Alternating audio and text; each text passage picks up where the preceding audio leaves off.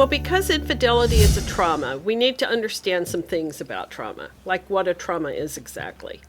And a trauma is a normal reaction to abnormal events. In fact, the word trauma comes from a Greek word that means wound. A trauma overwhelms your ability to adapt. You feel powerless. It's more than a state of crisis. A crisis is defined as a turning point in the course of anything. So it's not always bad. A crisis could be a new job, the birth of a baby, just a pivotal point in a person's life. In fact, the Chinese character for crisis is made up of two symbols, one for despair and one for opportunity. Well, trauma is more than a crisis because trauma shatters your sense of security. You no longer feel safe in your world. It leaves you feeling helpless and vulnerable in an area that actually feels dangerous. So what does trauma do to the person experiencing it? Well, Dr. H. Norman Wright expresses it like this. He says, if you consider the left side of your brain to be the cognitive, analytical part of your brain, and the right side to be the emotional, that alarm portion, it's as if trauma causes the left side of the brain, that calming, cognitive, analytical part, to disconnect from the right side of the brain, the reaction, the emotion, the alarm portion that says, do something now. The two sides of the brain no longer work together to balance each other, and we can get stuck in a mode of thinking. I can't remember what I want to remember, can't forget what I want to forget. We can constantly feel like we're in danger, experiencing an unrelenting emotional tsunami, or we can actually be numb, emotionally detached, and nothing matters. We have difficulty in assessing a real threat from a false threat because that alarm either reacts way too much or not enough. And then the logical part of our brain, or analytic, that Mona said, can't accept what's going on. Yeah, it's we are biochemical beings. That's how God created us. And when that biology or that physiology gets messed up a little bit, things happen. That's diabetes, that's all kinds of illnesses. But that happens on an emotional level too. And we need to understand that some of the response to a trauma is physiologic and biochemical. Well, a traumatic event has occurred for the betrayed spouse. They have been betrayed by the person they trusted the most. No doubt. Or if they didn't trust them, there was always deep inside that hope that someday I'll be able to trust this person. Their safety and security has been threatened. Their self-identity has been challenged. That was one of the biggest surprises to me when I went through the trauma initially, was how much it affected me as a person, because it wasn't just about Gary. I no longer felt like me. I no longer trusted me. That was bizarre to me. I didn't understand that. And isn't it weird that you couldn't trust Gary because you didn't know who Gary was either? Right. So right. Neither one of us knew who each other was at the time. That's right. And that's why it makes such sense that you don't know what's safe anymore. You don't have that balancing of being able to, it's that alarm, either goes off too much or not enough. Well, the other thing about trauma that we need to understand in adultery recovery is that much of this is also true for the one who is unfaithful. And that can be a little hard to believe. But certainly their safety and security has been threatened. Their self-identity has been challenged. Likely, they never thought they were capable of doing such a thing. And the justifications used to enable their behavior so they can look at the mirror and go to work and come home and be a dad and etc., those justifications no longer work when the truth of the devastation is undeniable. So the truth is that trauma is a thief, and it's stolen from both of you, not just one. So why is that important to us in adultery recovery, that we understand a little bit about this? Well, it's important because the key to healing from trauma is through understanding. Understanding what you can, what happened, how, and some of the whys. Søren Kierkegaard, the 19th century Danish defender of faith and a philosopher, said life is lived forward, but understood backward. The more you learn and understand, the more you're going to feel a sense of control return. And Go ahead. And I think that's the frustrating part because people with my personality like to plan forward. There is no forward during this time. That's right. That's right. And that is so true, Joe. And part of how we respond to trauma is based on our personalities. So we're not all going to respond to it in the same way. Right. Yeah. Most of us don't know anything about adultery recovery when we find ourselves here. And often what we think it is or will be doesn't hold true in real life. No.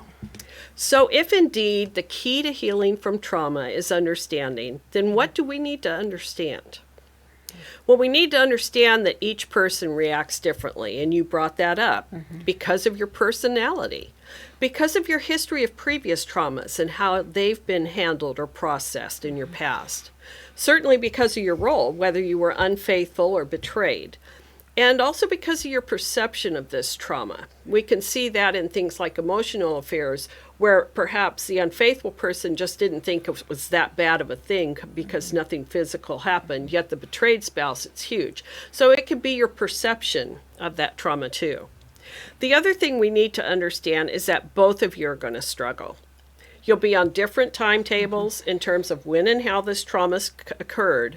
Like Gary was 3 years ahead of me when he came home and confessed. He'd been dealing with this for 3 years. That's right. You know, I was just bowled over in 1 second. But you're both struggling to think and understand. And I find that often when I talk with betrayed spouses, it's really hard for them to comprehend that the unfaithful spouse is also struggling. So it's important for us to understand that. Right.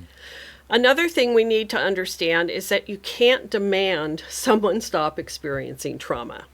And I would just love to share something here. You know, when you say that it's sometimes hard for the offended spouse to understand that their spouse is going through trauma as well, you're not really set up at that particular point, so early in your recovery stage to have that kind of empathy. This person just came and dropped a bomb on you, so you got to kind of give yourself a little bit of Grace. Yeah, grace there. Yeah. A little bit, yeah. Absolutely. Yeah. But I hope that you're beginning to understand that how you handle this trauma will influence your healing and recovery. It is a big deal. And it's hard enough.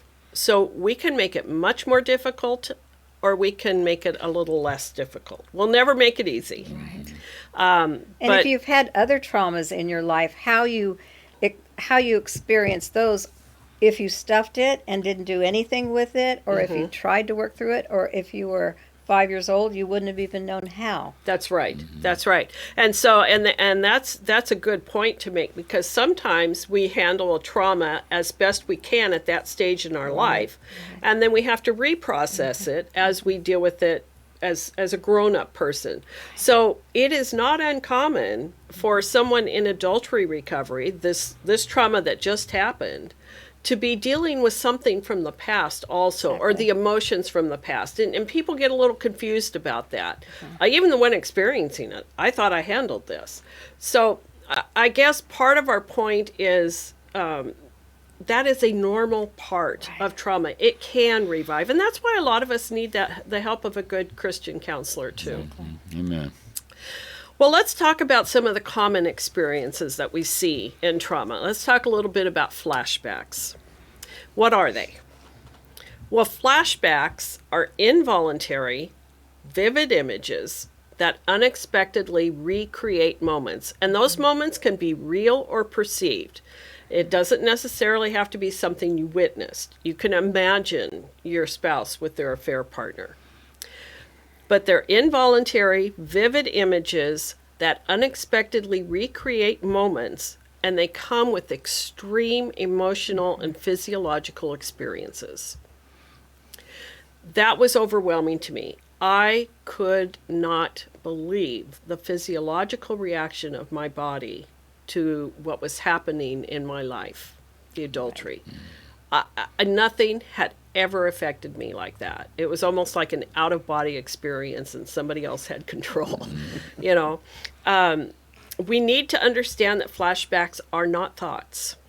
They can take the form of pictures, sounds, smells, body sensations, feelings, or even the lack of feelings. The truth is that many betrayed spouses qualify for a diagnosis of post-traumatic stress disorder with the criteria used by the U.S. Department of Veterans Affairs. It is that big of a deal, and understanding that can help us process it. Some of us may need professional help with this. Cognitive behavioral therapy, that's what we routinely think of as counseling.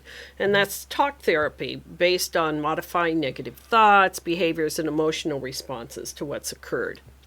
There's also eye movement desensitization and reprocessing, EMDR. And that treatment reduces the stress of traumatic events through eye movements. Now, not everybody needs both. Right. But the point is, there are some things to help with this because it is that big of a deal, and a lot of us do need help. And what I have learned just recently is if you get stuck and cannot get past, that's when it's time to go do EMDR. Yeah, or at least talk to your therapist Yes, about it. Yeah, yes. a lot of people, we've talked to a lot of betrayed spouses that's been helpful. And these aren't the only two treatments Right. available. We're just trying to help you understand that there is help out there for some of this stuff. And it can become overwhelming where we need help. Well, flashbacks, we think of it with the veteran that's walking down the street and car backfires and he's back in the jungle in a gunfight. Those things happen to betrayed spouses too. And that is just as normal as it Right. is for that veteran. So what can we do to help if you're having flashbacks? And we encourage you, the first thing is to face them together. Ride the wave, if you will. It may feel like the real thing, but it's not the real thing. And if you are the person who is unfaithful, telling your spouse, just don't think about it, doesn't help. Why doesn't that help? Involuntary. It's involuntary. That's I would right. love to not think about it. Yeah, so one thing is facing them together. The second thing is to avoid them when you can. If you know that doing something or going somewhere triggers a flashback, and it doesn't take a whole long time to figure out some of the triggers for a flashback. Right. If it always happens here, wherever here is, then don't go there. Because there are some things that we can choose not to have to deal with right now at this moment. Right. So, say a restaurant. If restaurant ABC is where Gary and his affair partner went, and I always imagine them in the back corner with the violins and the mood lighting, and I have a flashback when we try to go to ABC, then don't go there right now. Yeah. It doesn't have to determine the rest of your life, but you don't have to do anything that stimulates a flashback if you're aware of it. Yeah. The third thing is, as you get some healing under your belt, you can predict that and then rewrite that scene. So let's go back to ABC Restaurant. I've got some healing now. I love their blue plate special. And I'll be doggone if I'm never going to have the blue plate special at ABC Restaurant for the rest of my life. I love or it. Flo's Diner, for that matter. Yeah. So Sorry, Flo. as the healing progresses and the flashbacks That is diminish. the important part Amen. as Yeah. it progresses, because what happens is some people get so anxious to get past this recovery. They look at it as a sprint instead of, I think Gary says, a marathon. marathon. Marathon or sprint. Right. So they think they can reclaim it much sooner than they ought to. And you will know the minute you walk into ABC Restaurant Right. that it's too early. Right. And I yeah. think you'll find that the offending spouse wants to get through it faster. So, just relating to myself, as Mona would begin to trigger on one of these things, it would be like, and so then she would start to get to the point where, she wouldn't share them. Okay. And that, boy, that's dangerous too, because you don't want to shove these down. These are something Right. that you need to go through. And I think if you don't share them, then I don't have the benefit of seeing you going through that. And like I've said since the very beginning, the idea here is for each of us to get behind each other's eyes and try to have empathy and compassion towards one another. And if I don't see her flashing back just because she's trying to protect us and not ruin the night because she had a flashback or something, it's not giving me the opportunity to really learn where you've been, Yeah. and that so we can experience this together. Because I think that was right. one of your first points: is flashbacks. You walk through them together. Walk through them This together, is something yeah. for both of you. So is. don't allow the spouse to shove them down and not talk about it. Okay, one of the things I tried, it didn't work, so you can put that down and then cross it off, is that I would try to use logic and tell Joe that, well, I know that's what you're thinking, but that really didn't happen. That didn't happen. And so I try to argue the point that what you're feeling and what you're imagining is not true. That's the wrong thing to do. Yeah. That's What right. I should have done is to say, I am so sorry that you're feeling that. Yeah. And I know that's part of this healing process. Either let's talk about it, or what can I do? What can I do to make that better? And sometimes it's just hugging her, Yeah, that's right. and understanding, and trying to get behind her eyes, which right. is really, really important. It's very That's important. right. And all the logic in the world isn't going to make no. your logic her reality. That's correct. If she is experiencing something, you got to give her permission to do this, because that's all part of the process, right? Yeah, It or is. as I would say, you don't really believe that. Yeah, you don't really no, believe that, do you? no. That worked real well too. Yeah, that didn't work either. Yeah. Mike's going to give you a list of what not to do. That's right. That's why they have me here. Just look at Mike. That's not what you should do. Yeah. Okay, well, flashbacks Yes, are okay. indeed often a part of this traumatic experience of adultery. But you can work through them, and you can move forward without them. Another common experience that we see in trauma is called obsessive thinking. Now, this one may be a little bit more common to those of us in adultery recovery, or at least longer lasting, Right. perhaps. What we need to understand is that obsessive thinking is also a normal response to trauma. It's not just because your betrayed spouse is crazy. You're trying to figure out what happened to me, how it happened to me, and why. You're putting a puzzle together, and I think that is so important for the person who was unfaithful to understand. Gary and I had experienced 3 years of life together while he was in the affair. What I thought those 3 years looked like, I found out the night of revelation was not true. Now, that may not make sense to you if you've never been revealed to or experienced the trauma of adultery, but it simply is a fact, and it's validated by hundreds and hundreds and hundreds of betrayed spouses. What you thought your life was is no longer true. And so you try to figure out, okay, what was my life? What really did happen? I thought he was here on my birthday loving me, and I found out he was with his affair partner that night.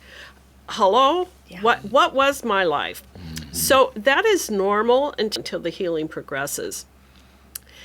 And it's important for the unfaithful spouse to understand that it's not just because your betrayed spouse is nuts. Exactly. It's Yeah. part of it. Yeah. In fact, research has shown that spouses deal with between 80 to 100 different reminders of their spouse's affair every day. Now, if you calculate sleep and all that sort of stuff, we're talking 5 to 7 times an hour or every 10 minutes. In the early stages, it's like 5 to 7 times a minute. That's right. Yeah. so, I yeah. frankly, I think that's a low number. Amen. Yes. So if you're wondering what's wrong with your betrayed spouse because every minute they're thinking about it, that's normal. That's what happens. And even in your sleep, it comes up in dreams. Yes. You are not purposely thinking about that in Right. your dream, but it comes Right. up and you wake up with a start. Your stomach is in a knot the minute you wake up. Right. Right. So it has to be dealt with right then, even if it's 3:00 in the morning, and Mike hated that. Yeah. Well, Yeah. and I'll confess this: if I could have found somebody that would prescribe sleeping pills, I thought about it. I thought about it, and I wouldn't have told her. I just would have laced something, maybe a glass of warm milk before bed, and hopefully it would last for 8 hours. Yeah. Because Joe's right. At Yeah. 3:00 in the morning, it seemed like an alarm bell went off, and we'd have to talk about it then, and it was ugly. I mean, it was Yeah. It dog has- ugly. Yeah. And Apologize. I slept okay. I was a fortunate betrayed Yeah. spouse because I would sleep. But I vividly remember waking up, that twilight, waking up, you open your eyes, And for roughly a second, Yeah. I didn't remember what had happened. Yep. And then it would come. And it's that adrenaline rush, that You know, it's like, oh my gosh, a life change. this is now my life. And it's true. And it it's was true. Yeah. And it was true. Yeah. But obsessive thinking is intrusive thoughts about what happened.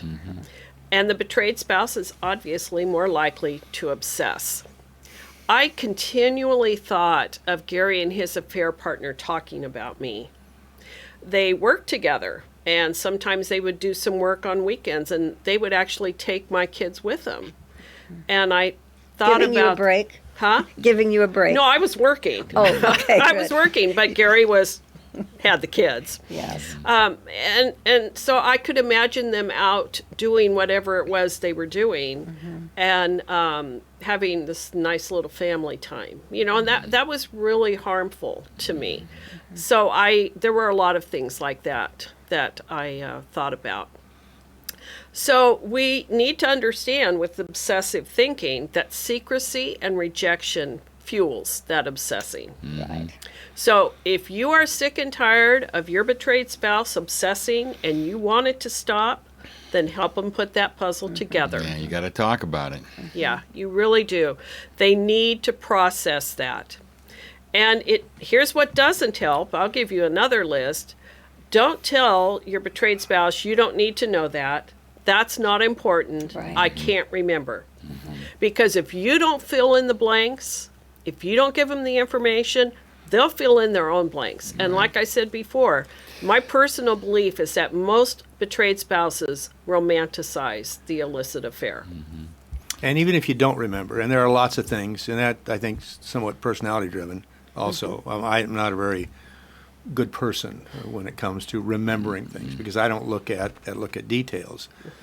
If you say, and you don't want to lie, if you say I really can't remember that, you know, pray to God to help you remember that, and then don't wait for it to be asked again by your spouse. Right. Go up to her as silly as that seems, and you don't want to do that. Go up to her and say, you know, that question you asked me, I've been praying about it. I do remember now. And tell her. Now, they could then degenerate into a knockdown, drag out, which it often does. It often Right. does. But if you're talking about healing, if you're talking about getting to that place of a healthy marriage, you need to do it. Really. Right, It's right. it's almost a watershed moment. Mm-hmm. It really is. Those types of events really help with the processing, and it almost sounds counterproductive. And we hear that from unfaithful Right. spouses. Right. It seems to make it worse, not better. Yeah. We can only tell you that if you're looking for the better, you have to go through the processing Yes, you do. to get Yeah. there. Because if you don't talk about it, it just lives under the surface for the rest of your life. It will just be there forever and rob you of the intimacy the potential intimacy that God can give you in this recovery process. So you got to go there. You have to go there. When I talk with someone struggling with obsessive thinking and I ask them how their conversations are going with their spouse, they often report that the unfaithful spouse never wants to talk. If they do talk, they're defensive and or angry, or they're very evasive. The truth is that processing together will help both of you. Yeah. It really helps the healing. And I think, too, that just a note to the offending spouses here, when you don't want to talk about it, and there's a thing that I remember saying, every time we talk about it, I seem to just be tearing you down even more. It's like, I don't want to rip your heart out again. I don't want to hurt her anymore. So that would make me want to avoid this stuff. You know, Right. truth be known, I probably deep down inside, looking back now in hindsight, I probably didn't want to talk about it just because it was very uncomfortable. We'd all like to avoid it. Yeah, we would. But that's the one thing that I think that you really have to do as an offending spouse is you have to be willing to go there for them so that they can talk about it. And then once you can continue to talk about it, it just gets safer and safer, and it kind of desensitizes you, and you both feel safe talking about it. So, Yeah. you know, And that happens on the other side as well. I'm going to generalize here because what happened in some ladies that I've talked to in their lives as they've gone through this process is they will not bring up the subject because they don't want their spouse to be hurt as well. Yeah. Because he's so sad already, and he goes into a spiral, and so then she's the bad guy, and it just goes opposite Yeah. of what the intention was. Yeah, absolutely. Absolutely. And and just to speak to that too, the offending spouse needs to hear this. Exactly. If Mona was protecting me from this, I wouldn't see the depth of the pain that I caused.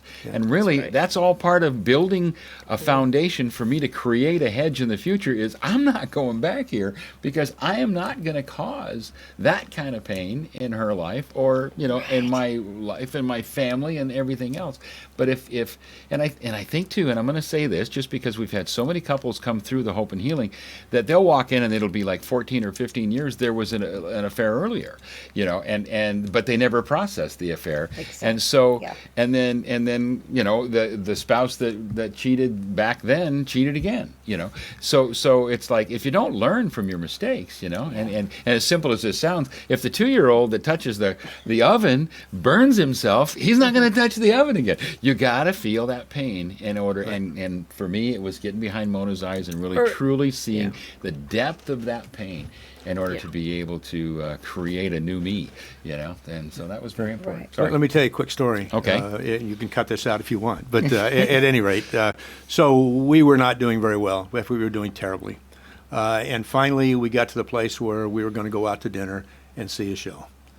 And it went well. I'm telling you, dinner was great. And we went to see, this will date me, we went to see the Titanic. Oh, okay. And everything was going great. And I'm thinking, we haven't talked about the affair tonight until Leonardo DiCaprio, idiot, takes Kate Winslet down to the bows of that ship.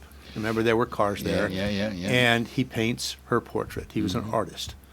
You know what he did when he painted her portrait? Yeah. She took her top off. And I'm thinking, oh my gosh, I knew this was driving Joe nuts. But I didn't say anything. I should have reached over and said, Joe, if this is bothering you, let's get out of here. Let's get out of here. Or I'm so sorry this is happening. Didn't say anything, hoping it would go away. Well, it didn't go away. And so we barely got out of the theater. In fact, we didn't get out of the theater. We walked through the lobby, and Joe turns to me, and she says, how could you? How could you? How could I what? Yeah. How could you watch that? How could you look at her breasts? And I said, Joe, it's the big screen. They covered the screen. I think I even said, it's lucky it's not 3D, for crying out loud. Night was ruined. That was helpful. that was Night really was ruined. helpful. That was helpful. exact opposite of what I should have done. Yeah. I should have. I did. I realized it. I just didn't want to go there. Yeah. I could have completely changed the dynamics The whole narrative, if I'd that's have right. been more sensitive. That's Yeah. right. Yeah. It's hard. And I have to remind the betrayed spouses that there's some individual responsibility here too Right. for our own healing. Mm-hmm. Some of the work I needed to do was between me and God. Mm-hmm. And I really didn't need Gary to participate. In fact, actually, I could delay doing the work I needed to do with God by hollering at Gary. Exactly. Yeah. Right. So some of it is... And you felt perfectly justified in doing Well, that. of course. You of were a course horrible did. person. Yeah. But anyway, Yeah. it's going to take some time for the betrayed spouse to figure out what is between them Right. and God alone and what they need to process with their unfaithful spouse. So, obsessive thinking, how can we help? What can we do with that? Well, one of the things that a lot of people find helpful is writing down your thoughts and emotions, honestly expressing them. This is a process to discover the truth. What you write may not actually be the truth, but it's a process to figure out just what the truth is. And so our counselor said, Mona, why don't you go out and Gary can watch the kids and you go out and you take some time alone and you write down everything you're thinking and feeling about everything. And so we had a trailer on the property. I would go out there, and I highly recommend if you're going to do this exercise, do it with paper and pen, not typing, not email, not text. There's something in that process of actually putting pen on paper, and as you start hitting those emotions, the imprint's a little heavier, and the size of your printing is huge. And it wasn't a one-time thing either. I had to go out and do that several times. before I could really see the person who was writing that. And so that was very important to me. Now, there's several ways to handle that if you do utilize the writing. Some therapists would love for you to save it and read it the next day when you're in a different state of mind. I could not do that because if I died during the night, I didn't want anybody to see what I'd written, or else I wouldn't be honest. Right. And I was honest. I wrote down everything I thought about Gary, his affair partner, about what God had allowed, everything. So I burned mine. I had a little ceremony after each time and burned it. So I'm not saying that any one way is better than the other. It has to work for you. But the point is to honestly express those feelings. You have to do something with those thoughts and feelings. And this is a healthy way to process them so that you don't turn into that horrible, ugly person that is like that for the rest of their lives. And you feel like you are turning into that person as boy. you reread it. Because I did not burn it the very next day. I kept it actually under the bed so I could just pull it out whenever I wanted to. Oh, if the fire happened? So I could get it She first. might have started the fire under my side of the bed. Yes, it was because I had so much anger and so many negative thoughts. I did address this letter that I wrote to God. And when we look at Psalms and how David writes, and you go, "Oh, for Pete's sakes, David!" Yeah. All that's not necessary. It is necessary, and I can so relate to him as he's going, "Oh God, how could you do this to me?" That's where I was. Exactly. So, I spend a lot of time trying not to feel that stuff because good Christians shouldn't feel that, right? And we're going to talk about lies in another session. But I had spent 3 years growing in my faith. So I kind of knew how a really mature Christian was to respond to bad things. And that wasn't happening in me. I didn't know what to do with that. So anyway, writing can be very therapeutic.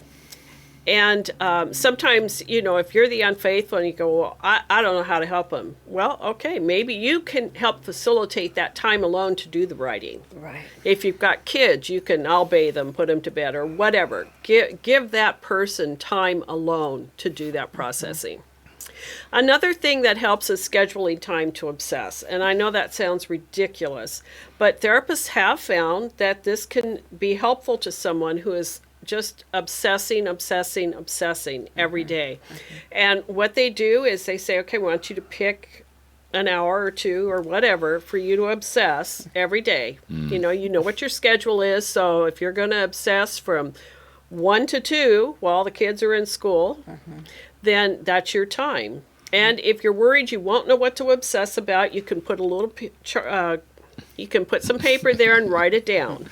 But from 1 to 2, you sit right there and you obsess. And we found this really helpful for women or anyone who works full time and has no time. That's right. And those thoughts are still going through your mind, and you have to conduct business during the daytime. You still can find a time. I've talked to a lot of ladies during their lunch hour. Yeah. When this is so overwhelming. Overwhelming. That's right. And the point is to process the feelings. And it's been reported that scheduling time to obsess has been found helpful by some. The third thing, and this is probably the one that helped me second only to the writing, is to replace those thoughts with the truth of Scripture. This was another one that our therapist sent me home to do, and I have to be honest, the only reason I did it was because when I went back next week, I wanted him to understand that I tried it and it didn't work. I was so confident this would not be helpful at all. And so if you That's my girl. if you can name what you're dealing with, for a long time, a lot of my obsessing had to do with fear. Fear that he'd do it again. Fear that we'd all get AIDS. I mean, you name it. I was afraid of it. And, for some people, it's overwhelming pain. For some people, it's feeling unloved or abandoned. For some people, like Joe, it was just righteous indignation and anger. But I'm glad she said righteous. But if you can get a handle and put a name to it, then you can pull out your Bible and look in the concordance in the back and look up all the verses under, for me, it was fear. And there are a lot of them. And the assignment was to read a verse, just start on that list and you read a verse. And, you know, sometimes you read a verse in the scriptures and you go, well, that was nice. And no big deal. And then other times you read a verse in scripture, and it may have been one you've read many, many times before, but it just kind of hits you up between the eyes. Is that Eyes. Yeah. But it just kind of hits you up between the eyes. And so there's where you stop. That one that you went, oh. And then you write that verse down on a 3x5 card, or I guess in this day and age, you could put a note to yourself in your phone. Yeah, I was going to say today, what's a 3x5? Yeah, I know. But the point is, every time I would experience that fear, then I would get that verse out and read it, and I would read it over and over and over until I felt the fear abating. And you know, surprise, surprise, God's word helped. Absolutely. You know, so that's where I ended up having to go, and it can be very helpful for someone. And for me, it was more like I had to go to the logical place of I had asked Mike a question and he had given me a truthful answer, I had to retell myself his truth until it became my truth. Okay, okay. Because you wanted to make another picture out of his answer. Absolutely. Oh, I'm talking with a lady right now that is struggling with that. Right. Oh, consistently. Yeah. And again, that is so common. There was a book out at the time, and it was like, tell yourself the truth. I had to keep telling myself the truth. Right. No, Well, this isn't the truth. Yes, it is the truth. And of course, the scripture did help me too, as well. Yeah, yeah. But it's hard to believe the truth from a spouse that's just betrayed you. Yeah. Right. Yeah, yeah. Right. We're going to talk more Yes, about we that. will. So obsessive thinking is often a part of this traumatic Yes. experience, but you can work through those thoughts and move forward. So with healing, both flashbacks and obsessive thinking will decrease and fade. And this is, again, where a professional Christian counselor can help you determine what's a normal response to trauma and what you might need more help with to heal.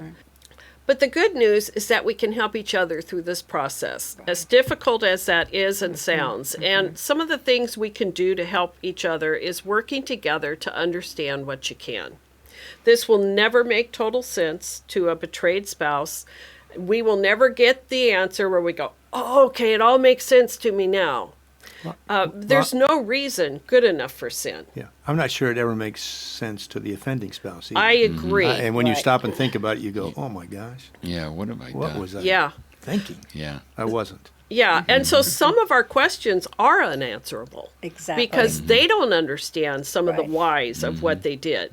Now, processing, and we talk a lot about that in various other areas, but that's a real important piece of truth that I think is good for couples to understand. This will never make total sense. You will never get every answer. You will never get the answer. Yeah. Especially to the why question. Especially to the Yeah. why question. So, but you can work together Yes. to understand what you can. Yeah. And you can understand how you got there. Yeah, Right. you may never get the why question answered, but it's as you guys process together and as you continue to talk together and you peel the onion and look at the vulnerabilities in your lives and things that what got you to that point, you can start putting together reasoning of why you went there, which helps you to Exactly. again build those hedges in the future to keep you from ever going back there again.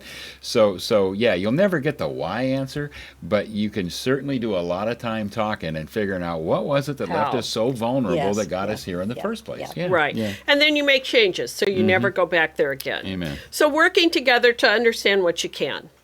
And then another one is walking together through the process. And this is extremely difficult. You Right. cannot do it all at once, no matter how much you try. And I just want to want underscore walking together through the process. This is If you're walking apart, yeah. I don't mean to be a pessimist, but you're not going to heal. You're not No, going to it get takes to that both of you place to- yeah. of Yeah. having a healthy marriage. It just doesn't To work. reconcile, it takes two. Oh, you yeah. have to be both right. in it. Yeah, Yeah. absolutely. It is going to take time, energy. Mike and Joe have alluded to lack of sleep, and very likely money. Right. but healing is worth it. So work together to understand what you can, walk together through the process, and then this is actually my favorite. The third way you can help each other is to give each other grace, because you're both going to need it. Yeah. You will both likely have an opportunity or many opportunities to apologize for how you responded at some point during this recovery. Yeah. Not for how you feel necessarily, Right. but for how you acted. Right. The revelation of adultery is a trauma, Yeah. but you can heal. We did, and there are many others who have also.